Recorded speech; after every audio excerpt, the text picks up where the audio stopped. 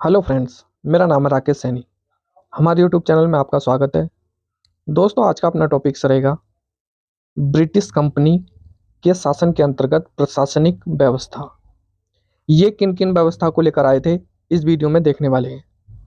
Video start करने से पहले आपसे निवेदन है, हमारी वीडियो को अपने दोस्तों में शेयर करें और हमारे चैनल को सब्सक्राइब अवश्य करें। देखो, सबसे पहले इनकी जो कदम थी, ये था कि भू राजस्व व्यवस्था को लागू करना। अब 1757 के प्लासी के युद्ध के बाद अंग्रेजों द्वारा भू राजस्व वसूलना स्टार्ट करा है। फिर 1772 में वारेन हेस्टिंग्स ने बंगाल में द्वैत शासन को समाप्त किया। 1772 में ही वारेन हेस्टिंग्स ने पंचवर्षीय बंदोबस्त को भी लागू करा है। 1777 में पंचवर्षीय बंदोबस्त को समाप्त करके इसके स्थान पर क्या करा, एक वर्षीय बंदोबस्त लागू करा है। फिर इनकी दूसरी पहल थी स्थायी बंदोबस्त को लागू करना। अब स्थायी बंदोबस्त के जो जनक हैं वो कॉर्नवालिस थे। लॉर्ड कॉर्नवालिस ने 1793 को बंगाल, बिहार और उड़ीसा में स्थायी बंदोबस्त को लागू किया। इसे जमींदारी व्यवस्था या इस्तमरारी व्यवस्था भी के नाम से जानते हैं। यह पूरे ब्रिटिश भारत के 19% भाग पर लागू हुई थी। कितने भाग पर लागू हुई थी? तो 19% पर। स्थायी बंदोबस्त वाले क्षेत्र को लगभग 4 करोड़ रुपए वार्षिक कर प्राप्त होता था, जबकि जमींदार किसानों से 60 करोड़ वसूला करता था। इसी को दूरवासी व्यवस्था भी कहा जाता है। इनकी तीसरी पहल थी रैयतवाड़ी व्यवस्था। रैयतवाड़ी व्यवस्था के जो जनक हैं वो कर्नल रीड एवं थॉमस मुनरो था।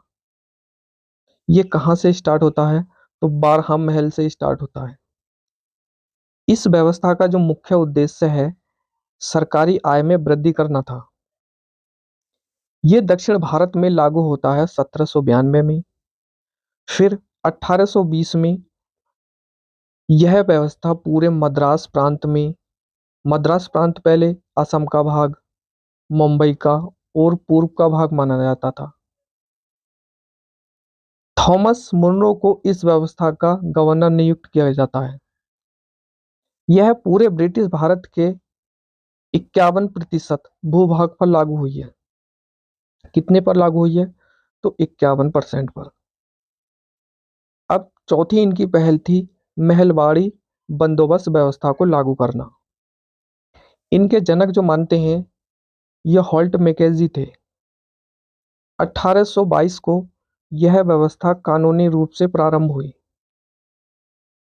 इस समय महल से तात्पर्य गांव अथवा जागीर से था। इसी व्यवस्था में सर्वप्रथम मानचित्रों तथा रजिस्टरों का प्रयोग किया गया है। यह ब्रिटिश भारत के 30% भूभाग पर लागू हुई है। 1833 में पंजाब, आगरा, अवध, मध्य प्रदेश में लाया गया था। फिर इनकी जो पांचवी पहल है वो अंग्रेजों की न्याय व्यवस्था थी। भारत में आधुनिक न्याय व्यवस्था के जो जनक हैं वो वारेन हेस्टिंग्स हैं।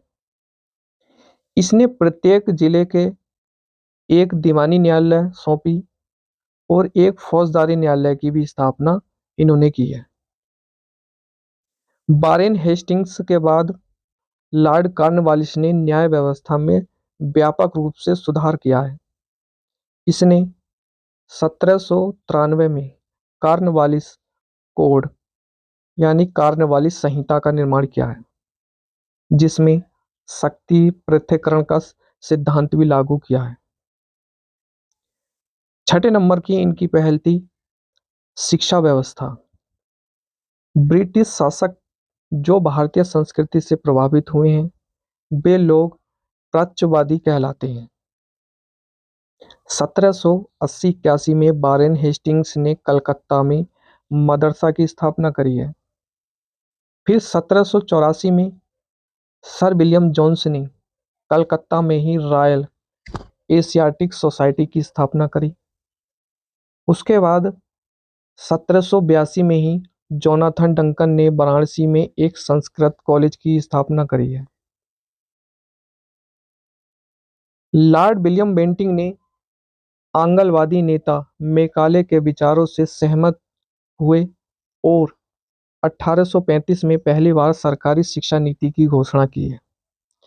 इसमें कहा गया कि शिक्षा का माध्यम क्या होगा, अंग्रेजी ही होगा। भारत के उपनिवेशिक काम में ओदोमुखी निस्पंदन सिद्धांत जो है वो किस पर आधारित है, तो शिक्षा पर आधारित है। इसमें प्रमुख शिक्षा आयोग बनाए हैं। ये आयोग सैंडल आयोग के नाम से जानते हैं। अब शिक्षा आयोग में सबसे पहले नंबर पर इन्होंने बनाया चार्ल्स वुड का डिस्पैच। ये बनाया 1854 में। ये क्या था, तो देखते हैं। देखो, लॉर्ड डलहौजी का गवर्नर जनरल के काल में हुआ है ये। इसे ही भारतीय शिक्षा का मैग्ना कार्टा कहा जाता है।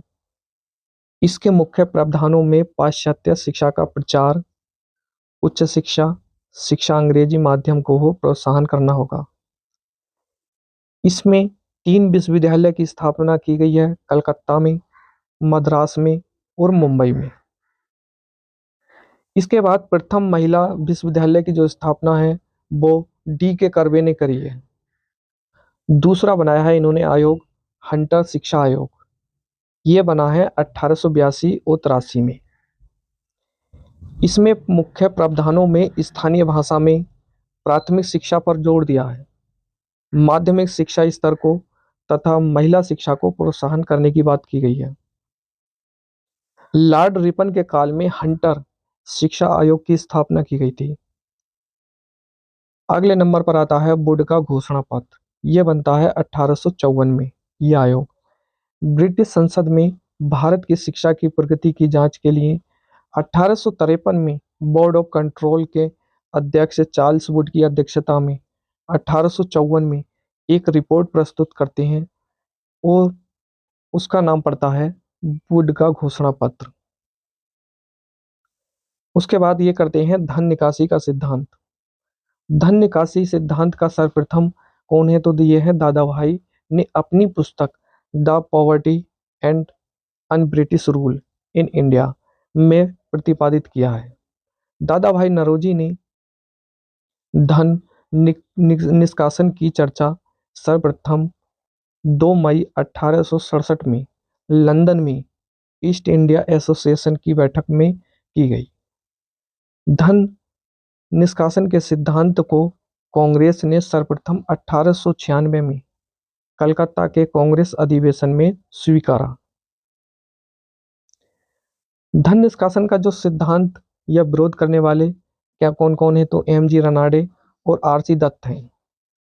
धन निष्कासन का विरोध करने वाले समाचार पत्रों में अमृत बाजार पत्रिका शिशिर कुमार घोष की है। यह महत्वपूर्ण है। कल की वीडियो में हम दोस्तों बात करेंगे 1857 का विद्रोह।